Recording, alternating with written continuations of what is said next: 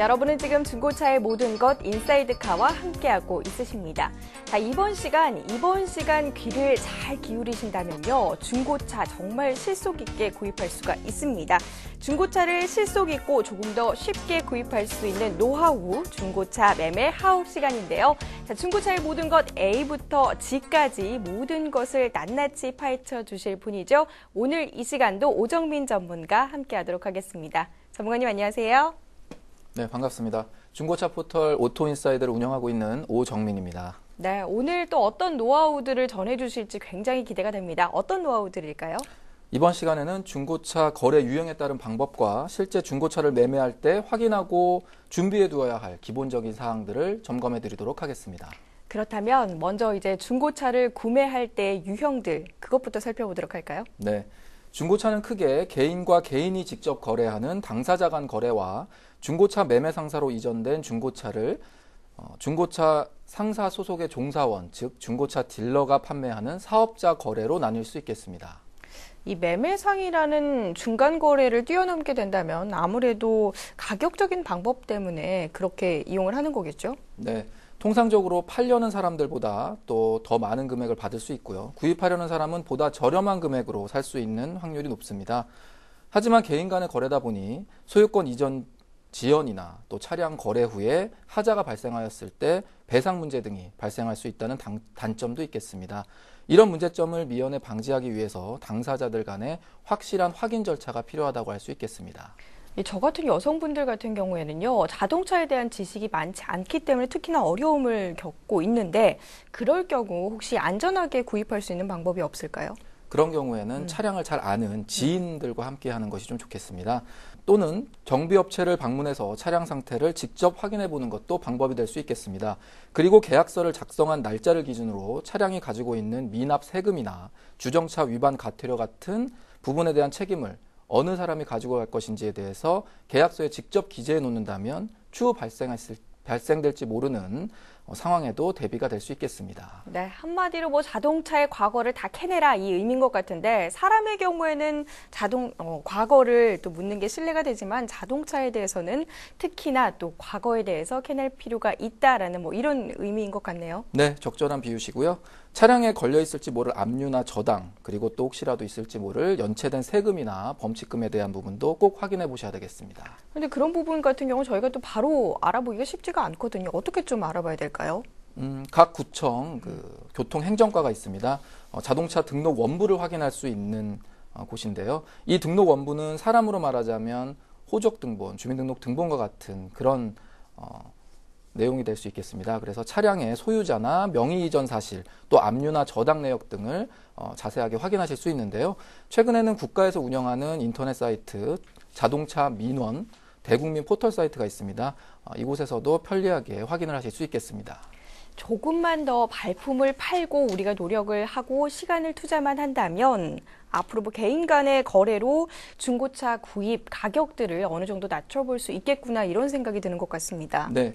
특히 개인 간의 거래는요, 희귀 차량이나 튜닝 차량 같이 판매자들이 차량의 구매자가 원하는 사양인 경우에는 판매자가 좀 더 비용을 받을 수가 있고요. 또 구매자도 순정 차량 상태에서 새롭게 옵션을 추가하는 것보다 비용과 시간을 절약할 수 있기 때문에 개인 간 거래가 장점이라고 할 수 있겠습니다. 최근엔 이런 개인 간 거래도 자동차 동호회나 온라인 중고차 사이트들에서 활발히 이루어지고 있습니다. 오토인사이드에서도 개인 매물을 소개하는 섹션을 따로 준비해 놓고 있기 때문에 개인 간 거래할 수 있는 매물 쉽게 찾아보실 수 있겠습니다. 그런데요, 저처럼 이렇게 자주 깜빡깜빡하고 덤벙덤벙 되는 분들 같은 경우는 개인 간의 거래도 좋지만 그러한 경우에도 딜러들이 좀 중간에서 역할을 해줬으면 좋겠다라는 마음이 들기도 하거든요. 아무래도 필요한 서류가 많다 보니까 또 차량의 이력이나 사고 상태 등등 차량의 상태를 좀 확인해 볼 수 있다면 더할 나위 없이 편하고 또 안전하게 중고차를 구입할 수 있는 전문가가 도움을 주는 것이 좋겠습니다. 딜러를 통해서 구입을 하고자 한다면 그럼 좀 어떤 부분을 먼저 준비를 해서 가야 될까요? 중고차 구입할 때 가장 먼저 생각하셔야 될 부분이 사실 중고차 구입 예산 확인해 마음속에 정해두는 것인데요.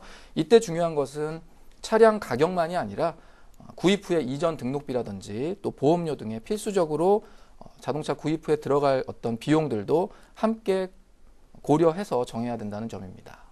그렇게 사실 생각을 하고 가더라도요, 막상 중고차 매매단지에 가다 보면 너무 많은 중고차들이 있어서 사실 선택하기가 쉽지가 않거든요. 자신이 원하는 차량을 조금 막연하게 생각하고 갔을 때 그런 일이 종종 있는데요. 차량의 메이커나 모델 그리고 또 색상 등을 정확하게 정하고 가신다면 처음 의도에 맞는 차량을 구입하는 데 도움이 되실 수 있을 겁니다. 물론 중고차의 특성상 딱 원하는 차종을 구입하기가 사실상 어렵습니다. 하지만 기본적인 본인의 예산 그리고 구매하고 싶은 모델 등은 마음속으로 정하시고 가는 것이 차량을 구입하는 데 도움이 되겠습니다. 이 매매단지를 방문할 때는 그렇다면 우리가 구입하려고 하는 차량의 예산액을 모두 준비해서 가야 할까요? 꼭 그렇지만은 않습니다. 예산으로 세운 차량 구매 금액의 한 10% 정도 되는 금액만 가져가시고 계약금으로 선수금 형태로 먼저 지불을 하시고요. 계약이 완전히 성사된 후에 차량을 인도 받으실 때 나머지 금액을 지급하시는 것을 권해드리겠습니다. 자, 이렇게 해서 우리가 또 중고차, 마음에 드는 중고차를 골랐습니다. 중고차 거래, 사실 큰 돈이 왔다 갔다 하기 때문에 계약서를 잘 작성하는 게 가장 중요하지 싶거든요. 이러한 부분에 있어서 우리가 또 체크해봐야 할 점은 없을까요? 네. 매매 상사를 통해서 거래를 할 때는 반드시 관인 매매 계약서라는 것을 사용해서 계약을 진행하셔야 됩니다. 거래하는 중고차의 특이사항이나 이상 부위가 있을 시에는 이에 대한 애프터 서비스나 책임 소재도 계약서에 반드시 특약사항으로 명시를 해두셔야 되겠고요. 매매 상사에 소속된 종사원, 즉 중고차 딜러를 통한 중고차 구입 시에는 성능 점검 기록부를 받아서 확인을 하실 수가 있겠습니다. 이때는 1개월에 2,000km까지 주요 성능에 문제가 있을 경우에 보장을 해주고 있습니다. 개인 간의 거래냐, 매매 상사를 통한 거래냐, 한마디로 좀 정리를 해주신다면 어떤가요? 개인 간 거래의 장점은 분명 중간 마진을 아낄 수 있다는 점이 있겠고요. 또 거래 전후의 일련의 과정들을 스스로 해결해야 된다는 단점이 있습니다. 그와 비교해서 매매 상사를 통한 사업자 거래의 경우는 개인 간 거래에 비해 거래 가격은 조금 높을 수 있지만 성능 점검 기록 등 차량의 정보를 얻는 데 조금 용이하고요. 또 보증이 가능하고 또 문제가 있는 부위는 미리 중고차 딜러가 손을 봐둔 상태이기 때문에 중고차를 구입한 후에 바로 차량을 운행하는 데 도움이 될 수 있다는 점이 장점이라고 말씀드릴 수 있겠습니다. 자, 계약 시 필요한 서류들 이 부분도 좀 알려주시죠. 네, 표를 보면서 설명을 좀 드리겠습니다. 중고차 구매 후에 계약 이전 시 필요한 서류를 준비해 봤는데요. 표에서 보시는 것처럼 개인, 또 사업자, 학원 등 그 이전 주체에 따라서 필요 서류도 각각 다른 것을 보실 수 있겠습니다. 이 중에서 가장 많은 거래가 이루어지는 개인이 준비해야 할 서류를 말씀드리자면 주민등록 등본과 인감도장 그리고 책임보험 가입 증명서가 필요하고요. 장애우나 국고유공자 등의 세금 혜택을 받으실 수 있는 분은 복지카드나 유공자증과 같은 증빙 서류를 함께 준비해 주시면 좋겠습니다. 또한 거래 계약서는 당연히 작성을 또 해야 되겠죠.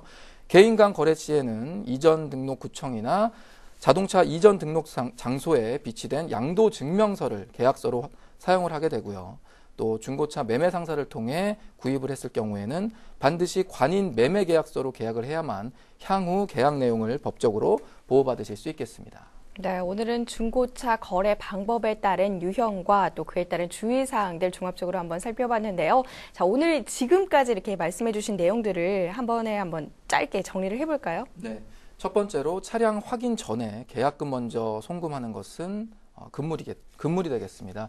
차를 보기도 전에 계약금을 주고받는 일은 추후 문제의 소지가 될 가능성이 크기 때문에 삼가하셔야 할 행동이 되겠고요.